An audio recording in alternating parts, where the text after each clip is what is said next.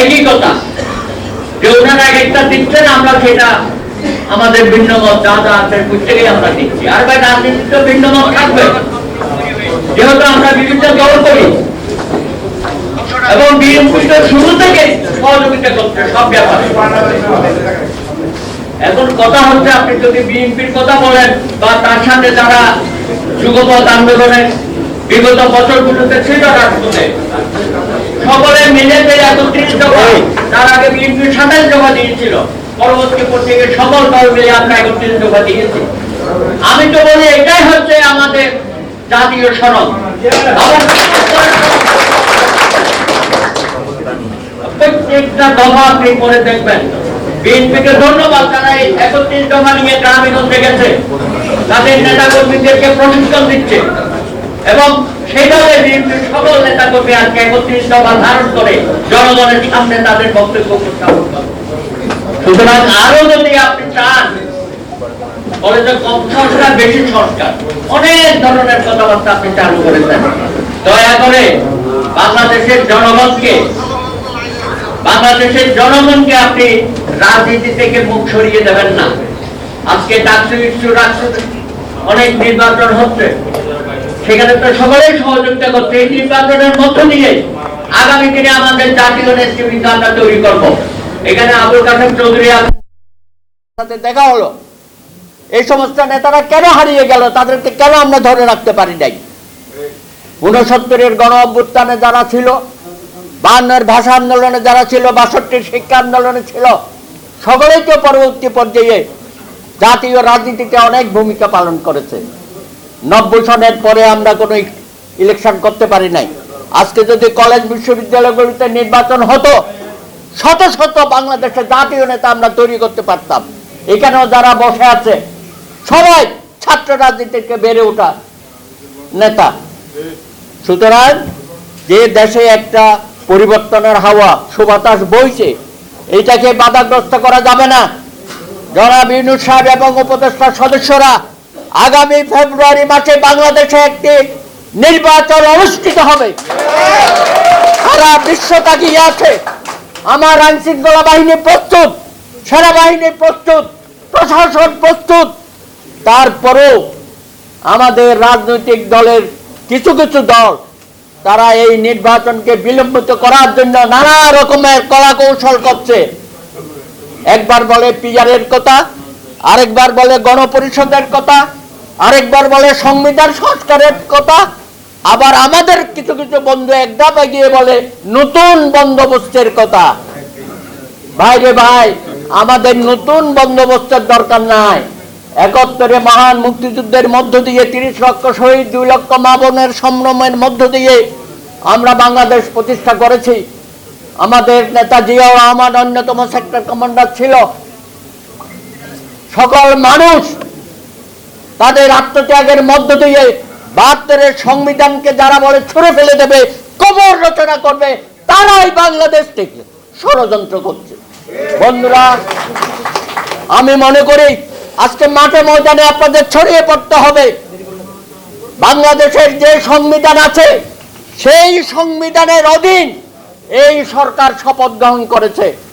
Supreme কোর্টের article ১০৬-এর মধ্য দিয়ে এই সরকারকে সাংবিধানিক স্বীকৃতি দেওয়া হয়েছে। সুতরাং আগামী ৬ মাসের মধ্যে এই যে নানান বক্তব্য দিয়ে আবার নতুন নতুন বক্তব্য এনে আমাদেরকে বিভ্রান্ত করতে পারবেন না। যে সমস্ত দল নির্বাচনকে ভয় পাচ্ছেন, আমি অনুরোধ করব, নির্বাচন ছাড়া জনপ্রিয়তা যাচাই বাছাই করার আর কোনো পথ নাই। সুতরাং বাংলাদেশের মানুষ গত ১৭ বছর নিপীড়িত, নির্যাতিত হয়েছে, গুম খুন হয়েছে, অনেক পরিবারের সন্তান শহীদ হয়েছে, নিহত হয়েছে, লক্ষ লক্ষ হাজার হাজার নেতা কর্মী মামলায় কাঁধে নিয়ে গ্রামে গঞ্জে ঘুরে বেরিয়েছে, জঙ্গলে বসবাস করছে না। ঢাকা শহরে আমি দেখেছি রিক্সা চালিয়েছে, ট্যাক্সি চালিয়েছে। নেতা কর্মীরা এলাকায় থাকতে পারে নাই, তাদের ব্যবসা বাণিজ্য নষ্ট হয়ে গেছে, চাকরি বাকরি করতে পারে নাই। আজকে ১৭ বছর পরে যদি আপনারা বলেন যে বিএনপি সারা নাকি খাইগাই করতে, আরে কি খাইগাই করতে? একটা বাস স্ট্যান্ড, আরেকটা কি টোল প্লাজা, অমুক সমুক ইত্যাদি নিয়ে কথা বলেন।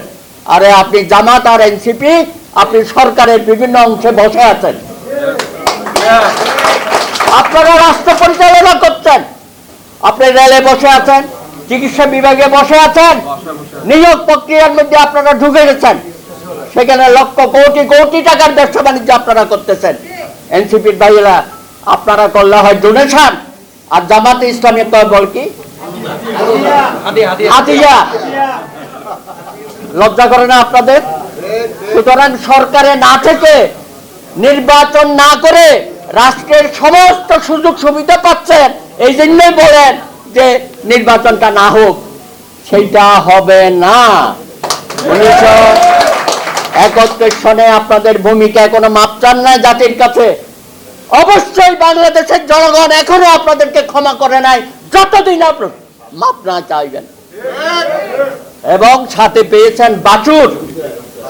বাছুর মানে কি বুঝছেন তো? আমি সেই বাছুরদের দিয়ে আপনি নির্বাচন ঠেকাবেন। আমি ভোট দেবো ফিরোজপুরে, আর লোক আসবে সিঙ্গাপুর থেকে। এটা হচ্ছে পিআর, বুঝেন নাই? সুতরাং বাংলাদেশের মানুষকে আপনি এত বোকা ভাববেন না। এত ত্যাগ, এত তিতিক্ষা, এত রক্তপাত আপনি যদি মনে করেন শুধু 36 জুলাইয়ের বিপ্লবের মধ্য দিয়ে, গণ অভ্যুত্থানের মধ্য দিয়ে একটা পরিবর্তন এসছে, এটা মনে করার কোনো কারণ নাই। এখানে প্রতিটা মানুষ, প্রতিটা পরিবার, 18 কোটি মানুষ নির্যাতিত হয়েছে, নিপীড়িত হয়েছে। ফ্যাসিস্ট হাসিনা, তুমি পালিয়ে গেছো, তুমি দিল্লিতে বসে ষড়যন্ত্র করছো, তোমার নেতা কর্মীরা কলকাতায় বসে ষড়যন্ত্র করছে, এখানে তাদের উস্কানি দিচ্ছে টেলিফোনে। সেটাই বলছি, কোন ষড়যন্ত্রে কাজ হবে না। বাংলাদেশের মানুষ এই দেশে আর কখনো হাসিনাকে কোন ধরনের জায়গা দেবে না।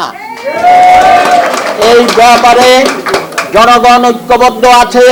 সুষ্ঠু নির্বাচনের মধ্য দিয়ে একটি গণতান্ত্রিক মানবিক বাংলাদেশ আমরা প্রতিষ্ঠা করব। আমাদের যে মর্যাদাহানি গত 16 বছর হয়েছে, আমরা অবশ্যই আগামী দিনের নেতৃত্বের মধ্য দিয়ে বাংলাদেশ আবার উচ্চ শিখরে তার সম্মানে পৌঁছে যাবে, সেই আশাবাদ ব্যক্ত করে আপনাদের সকলকে ধন্যবাদ, অভিনন্দন জানিয়ে আমার বক্তব্য এখানে শেষ করছি। অনেক অনেক ধন্যবাদ। দাদা সুব্রত চৌধুরী, অনেক অনেক ধন্যবাদ, গুরুত্বপূর্ণ বক্তব্য।